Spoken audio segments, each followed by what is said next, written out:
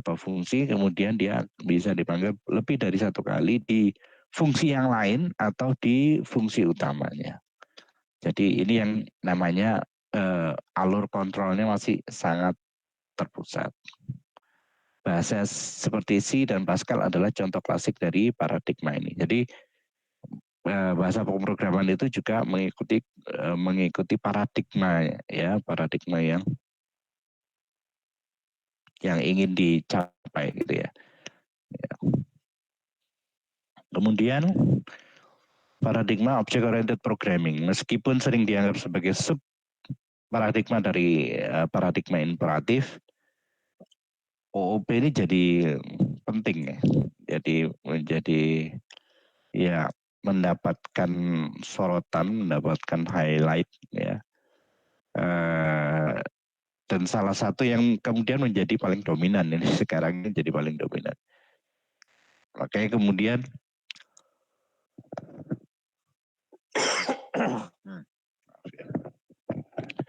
seakan-akan dia jadi satu paradigma sendiri ya, jadi paradigma object oriented programming. Nah, sebenarnya ini masih satu kelompok dengan paradigma prosedural. Object oriented programming mengorganisir kode di sekitar objek, ya, menggabungkan data, ya, jadi nilai-nilai variabel dan perilaku atau metode menjadi satu kesatuan objek. Ya.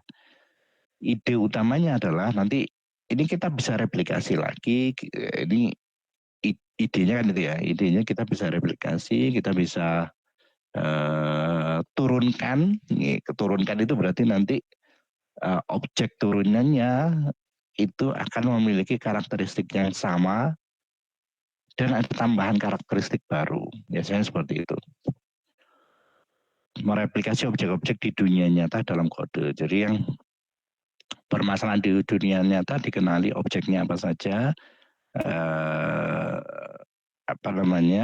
kemudian dikodifikasi di dalam bahasa pemrograman. Ini yang populer, ya, bahasa pemrograman yang populer yang support ke OOP adalah Java, C++, dan Python.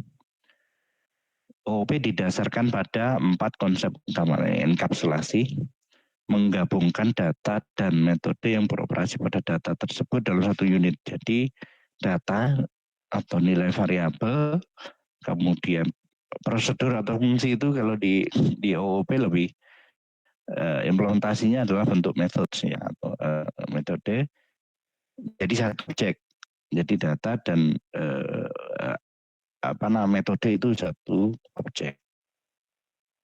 Nah, dengan dibuat satu paket itu dia tidak akan diketahui oleh detail internalnya dari dunia luar. Jadi kalaupun nanti dia pakai objek ini, ya yang diketahui ya dia nanti bisa mengeluarkan metode apa yang bisa diambil dari situ, ya. Kemudian data apa yang bagaimana mengolah data yang yang disimpan dalam kelas objek itu gitu ya, untuk masing-masing objek, dan diprosesnya seperti apa itu terenkapsulasi ya, tersimpan gitu ya, terlindungi ya dari pemakaian oleh bagian program yang lain. Kemudian ada abstraksi, menyajikan fungsionalitas penting. Jadi yang disajikan ke pengguna ini bukan atau end usernya bukan ya. Pengguna ini maksudnya adalah bahwa ketika kita tahu bahwa ada objek, ada kelas yang dibuat dari objek itu, ya ada objek yang dibuat dari suatu kelas. Kita tahu ada fungsi yang bisa digunakan, ada metode yang bisa digunakan dari objek itu yang penting-penting saja ya. Jadi menyajikan fungsionalitas yang penting pada pengguna tanpa menunjukkan kompleksitas internal. Jadi ya ini ini efeknya enkapsulasi tadi. Ya. Kemudian inheritance tadi sempat saya singgung, jadi memungkinkan objek baru untuk mewarisi properti dan metode dari objek yang sudah ada, kelas induknya, kemudian untuk memfasilitasi penggunaan kembali kode. Jadi ya karena ada enkapsulasi, bisa jadi si pengguna kelas yang baru tadi, ya pengguna baru kelas tadi, itu dia kemudian nurunkan objek baru, nurunkan kelas baru untuk membuat objek baru, gitu ya. Ya, dia tidak tahu detailnya seperti apa, yang jelas. Oh, kalau ini bisa menghasilkan luaran seperti ini, bisa diperlakukan seperti ini, maka mestinya dia bisa diturunkan untuk mendapatkan inputan yang baru atau menghasilkan nilai yang baru dan seterusnya.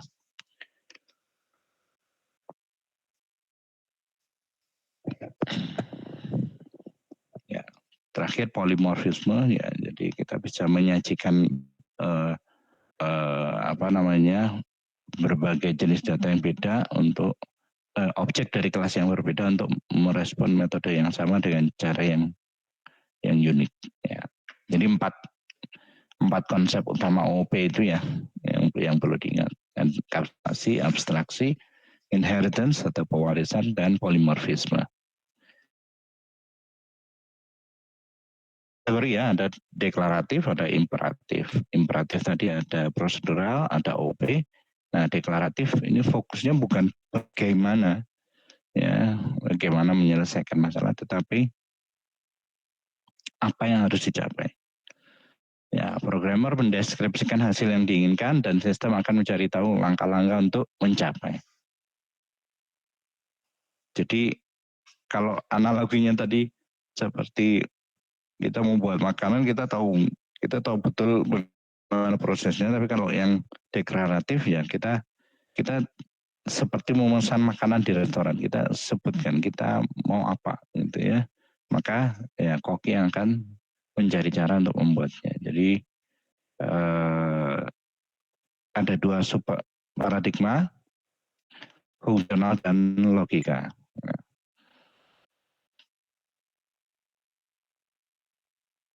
Paradigma fungsional ini memperlakukan komputasi sebagai evaluasi fungsi matematika. Fungsi adalah unit dasar dan tidak memiliki efek samping, artinya fungsi yang sama akan menghasilkan output yang sama untuk input yang sama. Ya. Bahasa yang menggunakan paradigma fungsional adalah Haskell, Lisp, dan Scala. Saya belum pernah pegang tiga ini ya, tiga bahasa pemrograman yang tidak pernah bermain ya, yang tidak pernah bermain dalam bahasa pemrograman ini. Ya kita lihat nanti ya, coba belajar kulit-kulitnya saja ya, sama-sama belajar kulitnya saja. Mungkin nanti salah satu dari bahasa pemrograman ini kita akan pelajari. Kemudian yang terakhir dari 4 macam paradigma, ada paradigma logika untuk menggunakan logika formal untuk representasi fakta dan aturan. Contohnya menggunakan bahasa prolog ya. Prolog adalah contoh bahasa yang menerapkan paradigma ini. Terdiri dari serangkaian pertanyaan logis dan mesin inferensi akan mencari solusi yang memenuhi pernyataan-pernyataan tersebut. Jadi kita tinggal mengaitkan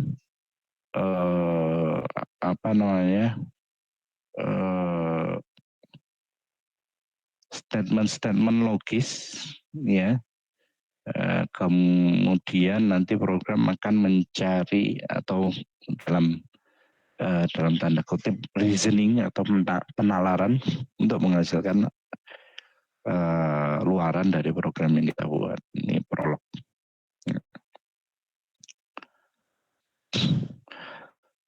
Kenapa perlu paham paradigma pemrograman? Ya, jadi dunia teknologi terus berkembang. Setiap bahasa pemrograman itu kadang-kadang dia gabungkan beberapa paradigma. Ya, jadi kita bisa lebih mudah beradaptasi, lebih fleksibel. Ini tergantung ya. Nanti kalau Anda memilih untuk berkarir di dunia pengembangan sistem, ya ini perlu paham, oh ini pendekatannya pakai ini gitu ya. Jadi lebih fleksibel. Kemudian memilih alat yang tepat untuk masalah yang tepat. Ya, setiap paradigma memiliki kelebihan dan kekurangan. Misalnya OP sangat ideal untuk proyek-proyek besar yang membutuhkan struktur yang jelas dan reusability. Ini istilah yang paling sering dipakai kalau kita bicara tentang OOP. Sebentar, cek ini. Ya, saya kadang-kadang harus cek ini karena pernah mati juga. Oke. Kualitas kode, kemudian fondasi untuk karir di industri. Ya, semakin Anda punya pengalaman dengan bahasa-bahasa pemrograman dari berbagai macam paradigma ini, ya peluang Anda untuk memiliki karir yang bagus di industri software engineering, ya pengembangan perangkat, pengembangan sistem ini akan lebih dicari gitu ya. Orang yang punya banyak pengalaman ini akan lebih dicari. Oke. Kita lanjut lagi. Ya. Nanti ada bagian yang kita sama-sama belajar, ada yang ya kita diskusi ya. Kalau di lingkungan perguruan tinggi mungkin saya sedikit kenal lebih dulu dibandingkan Anda. Bisa jadi juga mahasiswa ada yang mungkin dari SMK atau memang hobinya itu di software development, sudah kenal lebih dulu, bahkan sudah punya project begitu. Tidak apa-apa, kita sharing ya. Tidak harus semua informasi dari saya, bisa jadi informasinya dari Anda. Oke, ini buku acuan sementara yang ringan-ringan. Dan ini materi perkuliahannya, ada pengantar perkuliahan hari ini ya, pertemuan pertama, kemudian nanti konsep dasar OOP tadi sudah sebagian saya munculkan. Kemudian ada enkapsulasi, konstruktor, pewarisan, ada polimorfisme, termasuk juga desain OOP dan UML ya. Exception handling dan collection framework.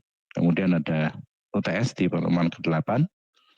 Kemudian setelah UTS ada deklaratif ya. Atau kalau misalnya masih ada yang belum tuntas tentang OOP akan kita coba tuntaskan. Oke, ini komponen dan bobot penilaian. Jadi ada UTS, ada UAS, ada ujian praktikum. Ada ujian praktikum, kemudian ada tugas kelompok. Ya, bukan tugas kelompok ya. Semuanya nanti jadi tugas kelompok ini. Ya, tugas satu sama tugas besar ya. Sama-sama 25%, ujian praktikumnya 15%. UTS UAS-nya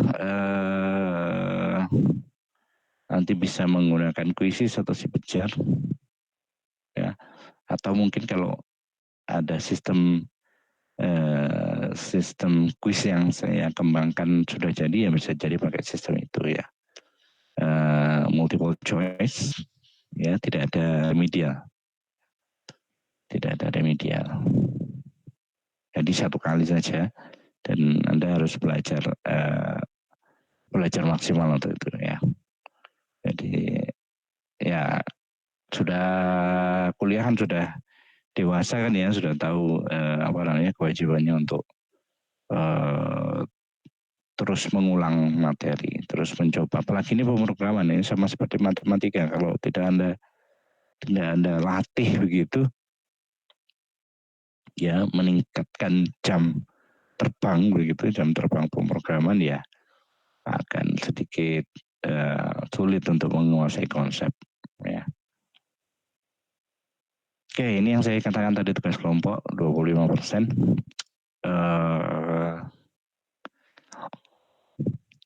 ini ada satu tantangan. Mungkin di dalam perkuliahan nanti kita tidak banyak bicara tentang bahasa Python, ya. Jadi kita pakai bahasa C++, ya, yang object orientednya C ini ya. Tapi nanti Anda bisa menggunakan teknologi AI yang sekarang itu untuk bantu Anda membuat program dalam bahasa Python, ya, yang dikomparasi dengan program di bahasa C. Jadi ini dua program ini harus sama maksud dan tujuannya, ya. Ini diselesaikan secara C++, yang ini diselesaikan secara Python. Nah, ini dikomparasi, kemudian nanti dilaporkan, diunggah di YouTube, ya, dipresentasikan, diunggah di YouTube, kemudian dibuat laporan analisisnya. Nah, kelompok, saya kira supaya kelompoknya jumlah kelompoknya tidak terlalu banyak, bisa 5 orang mungkin ya. Karena ini bukan tentang satu materi saja ya, nanti ada beberapa materi ya. Jadi bisa jadi ya mungkin 3-4 video nanti yang perlu diunggah, program yang dibuat ya, sama laporannya. Jadi 5 orang aja. Saya lihat tadi ada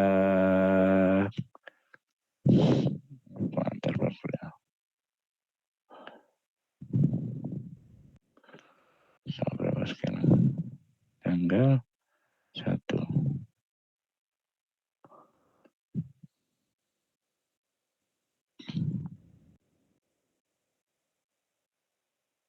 Udah berapa ini ya? Kelas A ya, benar ya?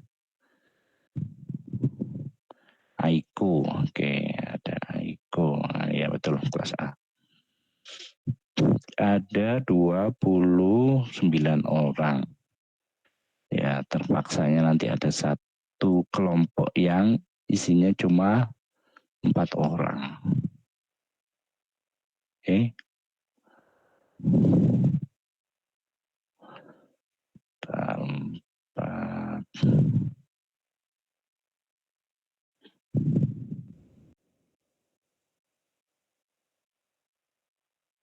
Atau gini aja, masing-masing 4 orang, tapi nanti ada satu kelompok yang kelompoknya 5 orang, itu aja ya, ekstra. Ini khusus kelompok ini 4 orang, ya nanti akan ada yang 5 orang, berarti di kelas A ini akan ada 7 kelompok. Kemudian ada satu kelompok dari 7 itu yang nanti anggotanya 5 orang. Ya. Ya, silakan dipilih sendiri nanti keanggotaannya, diajak sendiri, ya, dipilih diajak sendiri. Jadi sekali lagi saya akan minta untuk 4 topik ya, 3 atau 4 topik. Topik materi ya, misalnya implementasi buat program, ya topiknya Anda pilih sendiri, topik masalah yang ingin diselesaikan dengan program itu dibuat sendiri. Yang ya constraint-nya atau batasannya adalah dia implementasikan enkapsulasi 2 tingkat misalnya seperti itu. Ya, enkapsulasi. Nah, nanti dibuat dalam bahasa C, dibuat juga dalam bahasa Python. Ya. Itu konteks materinya, topiknya Anda yang pilih, tapi konteks materinya itu tadi, contohnya seperti itu. Kemudian di presentasi, dibuat videonya, tidak usah presentasi di kelas, Anda pilih jadwalnya sendiri. Saya beberapa perkuliahan yang lalu ketika presentasi di kelas malah kurang begitu baik ya. Ya, jadi Anda bisa set sendiri ya presentasinya, dibuat sebaik-baiknya. Jangan membaca. Kalau membaca itu langsung skornya rendah kalau di saya ya. Jadi kalau Anda presentasi itu membaca, saya nggak bisa berikan nilai yang ideal untuk itu. Artinya kalau baca itu saya menyamakan dengan pemahaman Anda tidak cukup baik untuk yang Anda presentasikan ya. Oke, jadi programnya nanti dikumpulkan, kemudian link YouTube-nya dikumpulkan, laporan analisisnya dikumpulkan ya untuk satu topik. Nanti ada 4 topik, berarti 4 kali 7 kelompok sudah 28 report. Oke, ada pertanyaan dulu untuk tugas kelompok.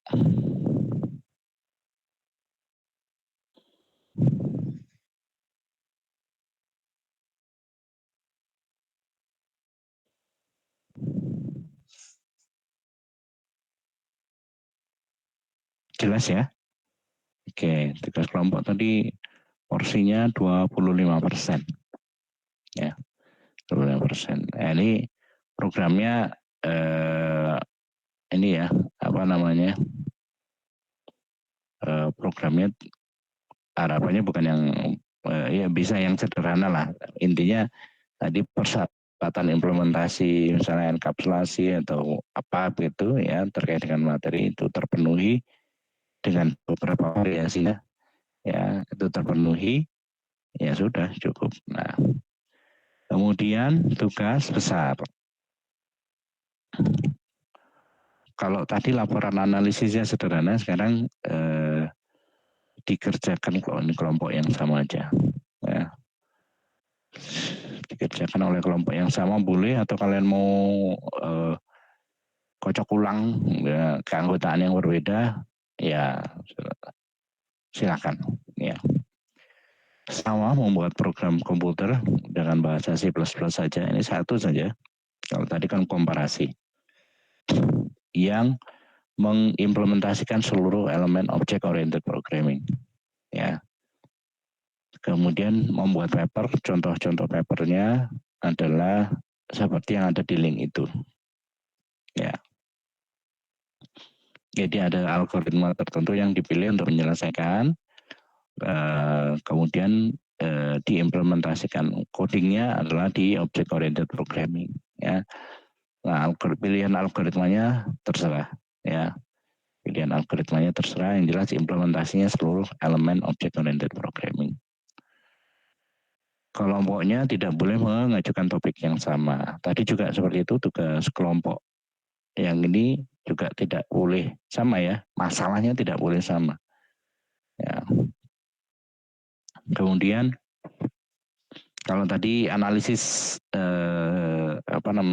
dasar saja, kalau yang tugas besar itu sampai dalam bentuk paper.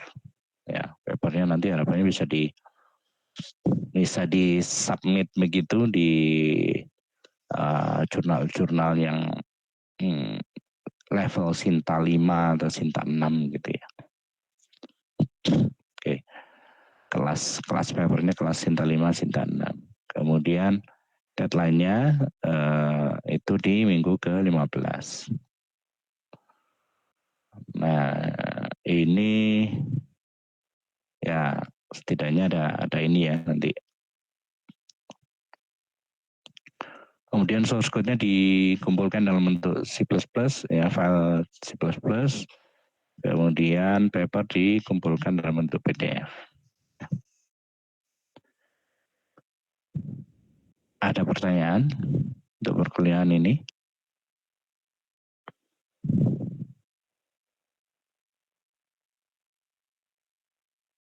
Ngantuk ya, kuliah siang ngantuk apalagi online ya. Sementara cukup, Pak. Ya.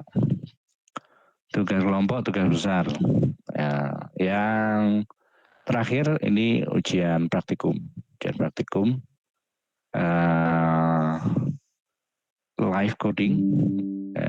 Nanti kita bisa mulai di pertemuan 9 ya. Saya akan cari cari asisten praktikum. Nanti codingnya akan terkait dengan codingnya adalah C++. Nanti menyelesaikan soal pemrograman, ada 3 soal pemrograman, bentuknya debugging from scratch dan code completion. Ya, Anda bisa coba selesaikan itu, waktu pengerjaannya ya sekitar 60 menit. Ya. Yang kira-kira bisa diselesaikan dalam waktu 60 menit lah ya, gitu ya.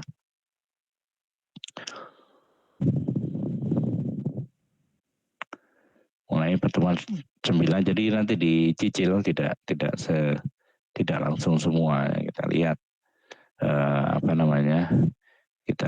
kita undi aja nanti siapa yang akan maju duluan. Oke. Sebenarnya ada satu lagi nih, tapi saya masih belum ketemu rumus bakunya. Mungkin saya sampaikan di pertemuan kedua saja terkait dengan ini. Kalau tadi kan tidak ada remedi ya, tidak ada remedi untuk UTS, UAS ya. Sepertinya nanti akan saya adakan kuis juga gitu ya untuk extra point ya, untuk extra point di nilai akhir. Tapi ya satu mahasiswa tidak hanya top 3 saja misalnya ada kuis, saya ambil 3 orang, 3 dengan nilai yang paling baik, nah itu bisa nambah nilai, ya, menambah nilai di nilai akhir ya, bukan di UTS saja atau di UAS saja, tapi bisa menambah di nilai akhir. Maksimal satu mahasiswa mungkin 2 poin ya, untuk kuisnya. Jadi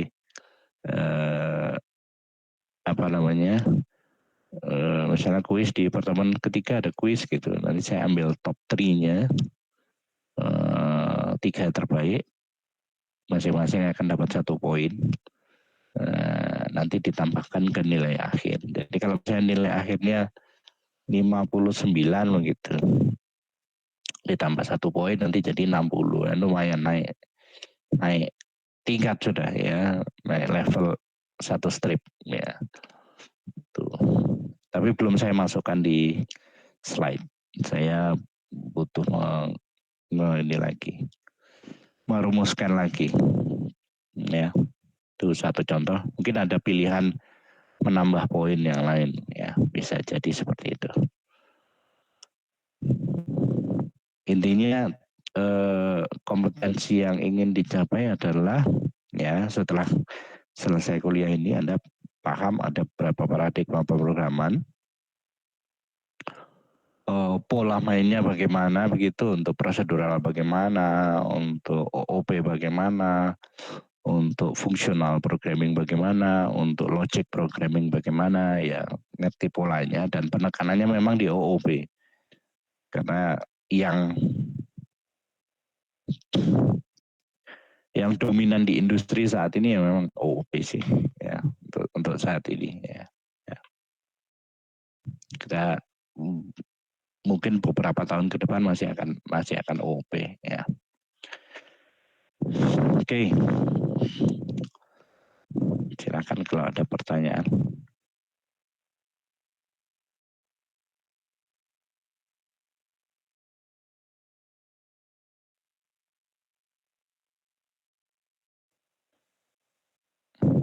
Halo.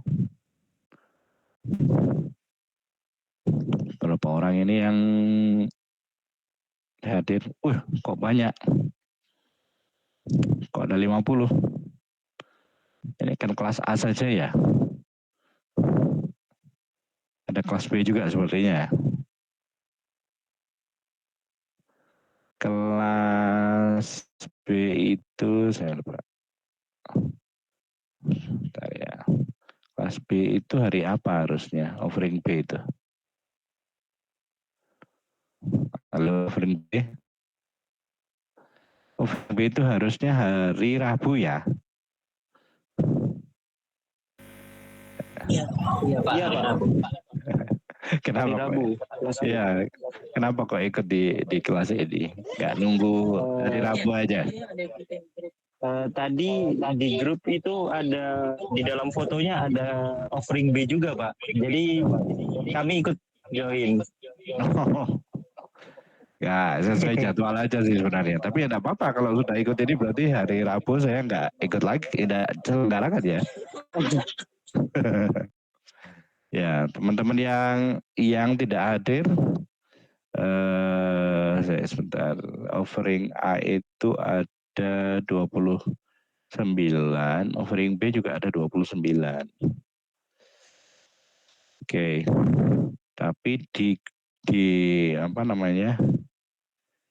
Di Google Meet ini ada 46.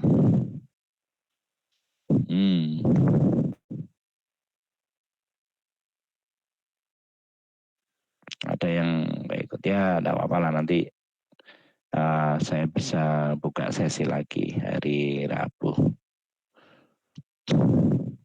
Oke.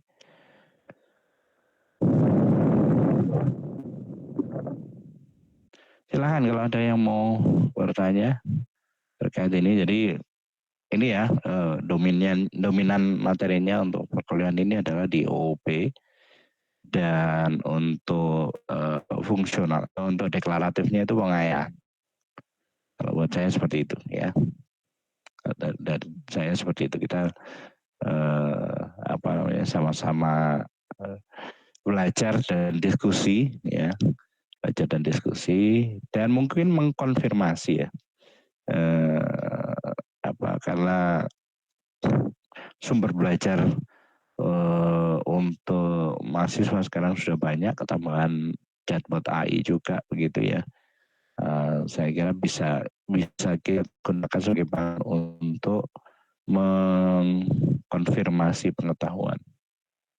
Oh ya, sama satu lagi.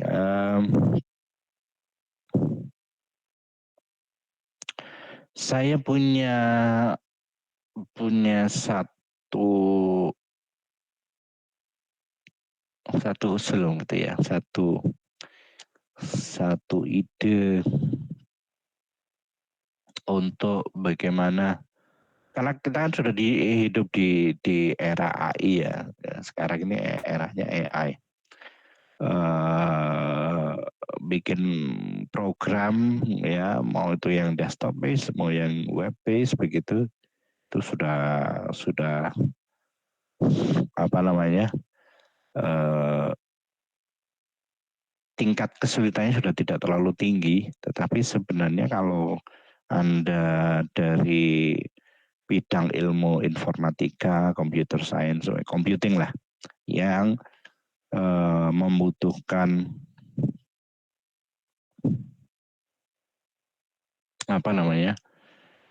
yang dibutuhkan sebenarnya untuk develop AI, misalnya develop sistem-sistem yang nanti mempermudah pekerjaan manusia, maka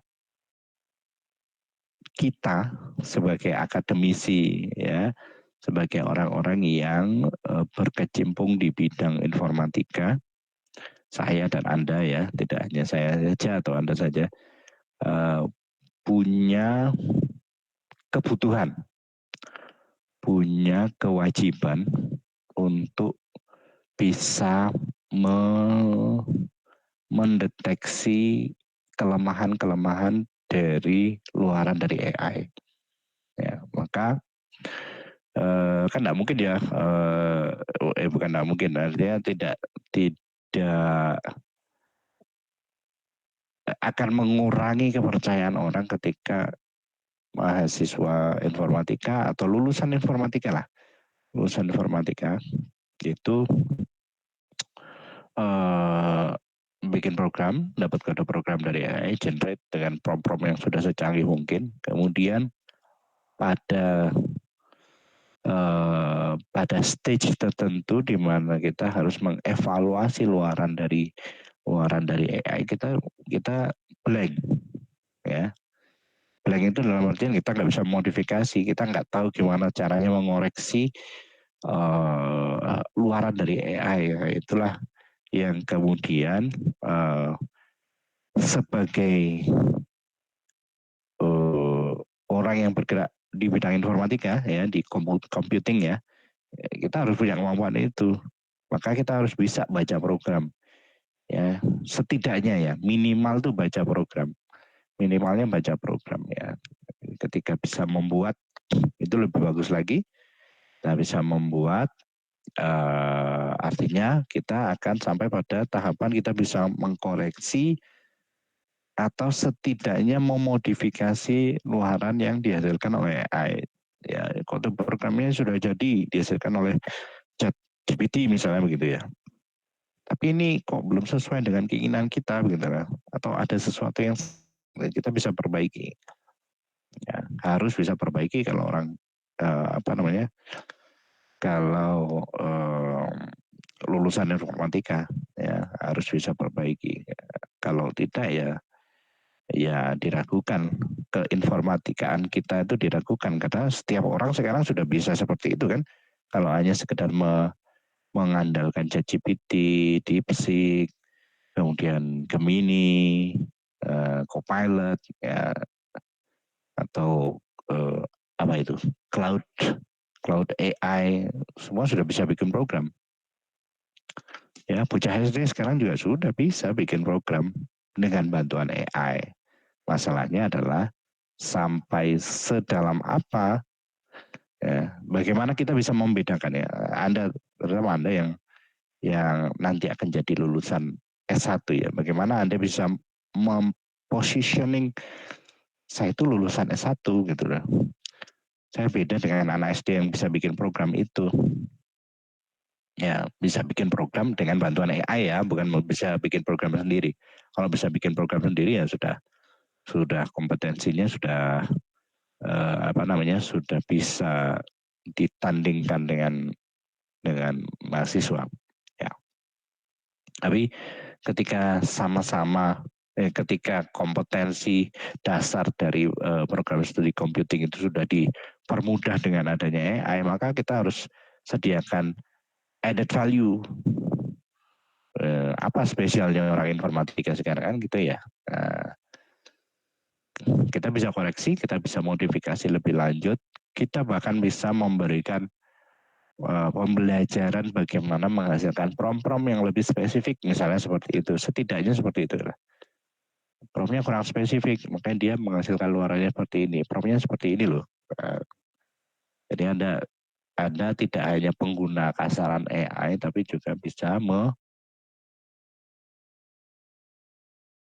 kasih tadi lagi ya, modifikasi luaran AI atau modifikasi input AI supaya menghasilkan luaran seperti yang kita inginkan. Maka kebutuhan utamanya adalah baca program, kemudian memodifikasi.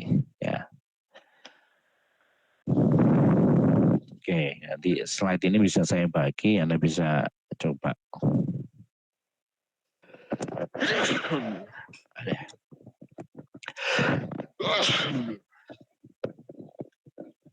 Ya, Anda bisa pelajari ya. Ada latihan-latihan di sini dengan bahasa C++ ya. C atau C++ ini. Ini luarannya apa ya? Ini contoh aja lah, satu slide ini aja. Tanpa harus Anda ketikkan kode program. Masih ingat kan ya pelajaran programming, algoritma pemrograman dan struktur data di semester 1 dan semester 2? Dapat C kan ya? Kuliahnya diajari C juga kan ya? C++. Iya, Pak. Ya. Coba dilihat yang sebelah kiri. Nah, sebelah kiri dulu. Yang ada fun-funnya itu.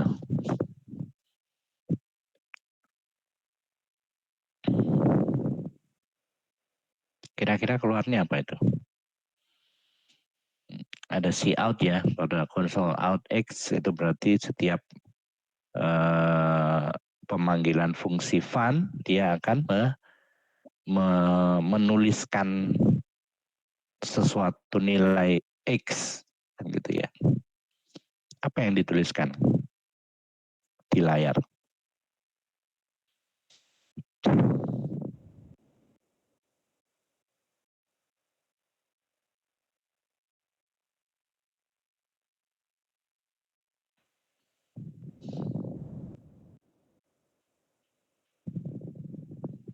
Nah, ini yang saya lihat polanya ya sejak saya dulu, tidak hanya sekarang saja yang saya lihat polanya, bahwa memang yang bisa menjawab pertanyaan-pertanyaan semacam ini adalah yang selama 1 tahun pertama perkuliahan itu memang latihannya nggak putus, ya latihan pemrogramannya tidak putus. Ya kalau dikatakan ya legends said ya kita butuh 10.000 jam ya, pengalaman untuk bisa benar-benar menguasai suatu hal. Nah, kalau saya untuk untuk baca program seperti ini ya latihannya ya di 1 tahun pertama algoritma pemrograman, struktur data, kemudian beberapa perkuliahan lain yang sekiranya membutuhkan implementasi. Ada yang bisa jawab? Saya, Pak. Ya, coba Jawabannya, sekalian analisisnya ya. Oke. Ya, di mana tadi? Ini dia. Ya, silakan. Jadi ketika kita manggil fungsi fun pertama itu akan menginisialisasi variabel statik ya x dengan 1, integer 1. Nah, kemudian kita ngeprint si out x mengeluarkan keluaran 1 yang belum diubah, lalu kita mengubah x itu menjadi dikali 2. Maka x selanjutnya adalah 2 ketika dimasukkan ke fun yang selanjutnya. Ketika fun terjadi eksekusi, ketika fun terjadi eksekusi di see out mengeluarkan angka 2, lalu kemudian dikali 2 lagi menjadi 4. Nah, lalu fun berikutnya mengeluarkan angka 4, lalu x-nya dikali 2 lagi jadi 8. Jadi keluaran see out-nya adalah 1, 2, dan 4, Pak.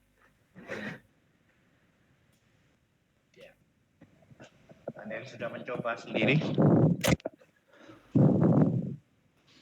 Bagaimana, Pak? Sudah dicoba? Belum. Belum ya.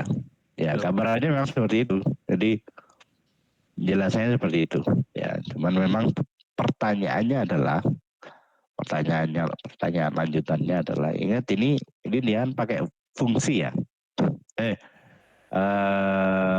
Enggak, bukan fungsi. Ini kalau saya istilah saya prosedur. Prosedur itu dia tidak return value. Ya. Dia tidak mengembalikan nilai, itu lihat void kan ya. Fun itu tipenya void. Void itu adalah fungsi yang void itu digunakan untuk fungsi yang dia tidak memberikan nilai luaran. Maka yang jadi pertanyaan, ya memang keluarnya 1, 2, 4 sih. Yang jadi pertanyaannya adalah nilai X itu kan variabel lokal sebenarnya. Benar? Iya, Pak, benar. Ya. Variabel lokal itu dia hanya berlaku untuk fungsi itu saja. Jadi kalau belajar di struktur data, mestinya ada penjelasan ini. Ketika fungsi itu sudah diterminate, maka ya sudah tidak ada lagi nilai itu. Nah, permasalahannya adalah ketika fun ini dipanggil beberapa kali, apakah nilai X itu dia bertahan di sesuai dengan akan bertahan di memori atau tidak. Kalau dia bertahan di memori, jawaban tadi benar. 1. Kemudian dia berubah jadi 2 kan ya, X bintang sama dengan 2 itu dia jadi 2 karena dikalikan dengan 2. Kemudian nilai X itu masih bertahan di memori gitu ya, bertahan di memori, kemudian fun-nya dipanggil lagi dia jadi 4 ya. Tapi sebenarnya ini jadi pertanyaan ini kode program ini. Kecuali kalau X itu dideklarasikan di main sebagai variabel global. Atau dia ya di luar lah, maksudnya di luar fungsi. Bahwa X itu adalah sebuah konstanta yang sebuah variabel global yang nanti nilainya bisa berubah ketika dipanggil oleh beberapa fungsi yang berbeda atau dipanggil lebih dari satu kali gitu ya. Ya. Tapi kalau dicoba memang luarannya 1, 2, 4 sih. Ya. Ya, silakan dicoba ya. Sudah ada yang mencoba? Ya, kayaknya belum ada yang pegang IDE ya buat compile run ya, compile and run. Oke, nanti bisa dicoba. Jadi latihannya gini, ini kode program Anda baca dulu kira-kira nanti keluarnya seperti ini gitu ya. Nah, kemudian Anda coba lagi. Nah, latihan-latihan seperti ini bisa Anda bisa hasilkan dengan menggunakan AI. Ya, latihan baca dulu, baca program dulu. Jadi paham. Karena dasar-dasarnya kan sudah Anda pelajari ya. Sintaksnya sudah dipelajari ketika di algoritma pemrograman. Kemudian dipertajam lagi di struktur data. Bagaimana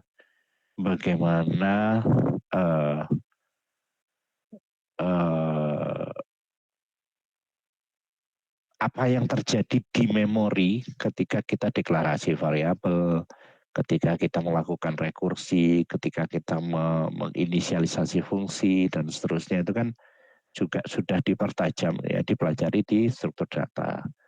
Nah, itu sudah modal awal tuh untuk baca program ini. Ini bukan yang loh ini ya, masih prosedural ini. Ini masih prosedural, masih yang di algoritma pemrograman dan di struktur data, masih prosedural. Si prosedural belum OP. Nanti kemudian kalau ini sudah banyak analisisnya yang benar, nanti baru bisa bergeser ke konsep OOP. Ya. Melatih pemahaman. Ya. Nah,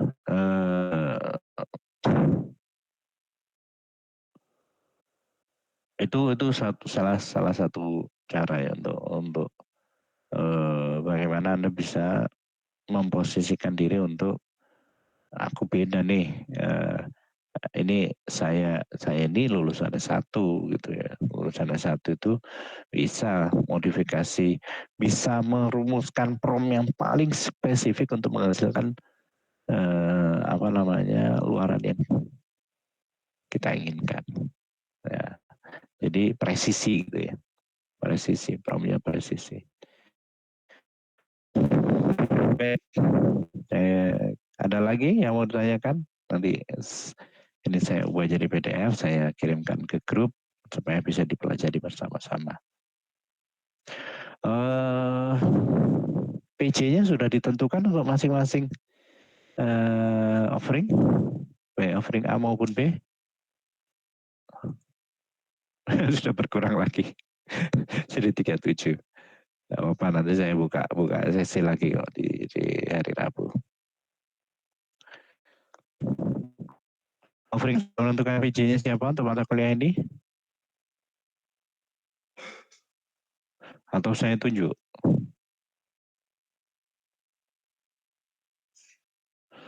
Nah, kemarin yang ada namanya aja siapa ya? Ada yang saya simpan.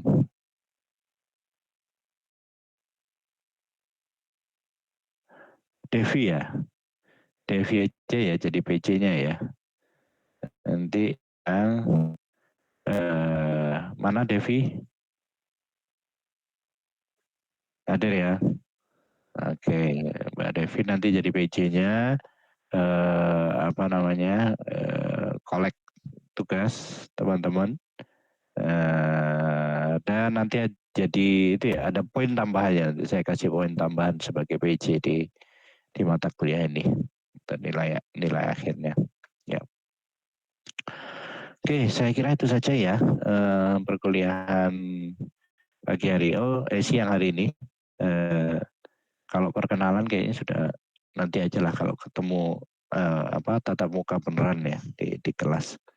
Perkenalan yang pasti ini kuliah online sudah saya open video ya.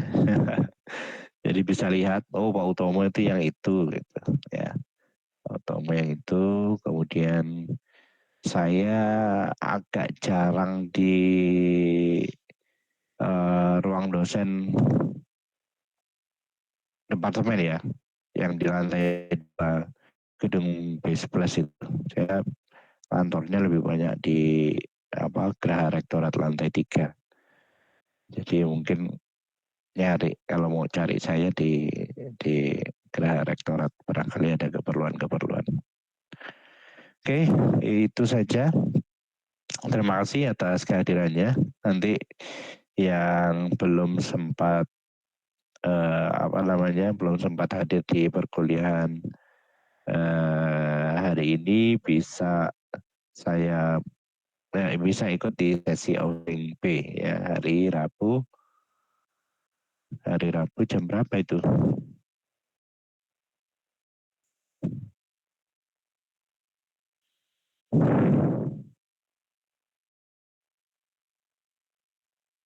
Jam 7 sampai jam ke-10.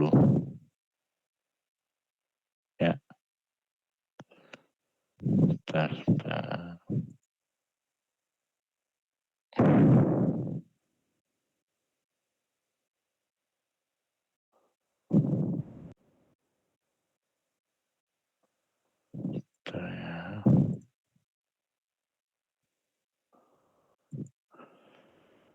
Halo, yang dari offering B masih ada?